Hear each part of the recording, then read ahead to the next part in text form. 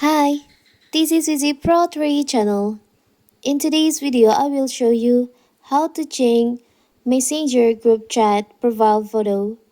Before we get started, don't forget to subscribe and turn on the notification to keep you updated about this channel. So, let's go! Spruce up your Facebook Messenger group chat and make them easily recognizable with a custom image and name. Whether you're creating a new group for your family reunion or adding a fun twist to your colleague friends chat, personalizing your group chat takes just a few moments. And in this video, we'll show you how to add profile photo to your group chat. So first of all, of course, we have to open our Messenger app. Now you can choose the group that you manage.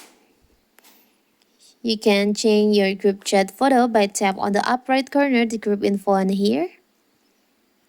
Now you can tap on the photo in here. Change group photo. You can take photo or choose photo from your gallery. Tap on choose photo. We'll turn this on. Now you can choose the photo that you want to use as a picture of your group.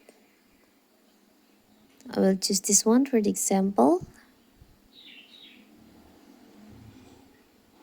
Like this. Now tap on save. Now your group messenger profile photo has been changed. It's so simple, right? So that is how to change profile picture on your messenger group chat.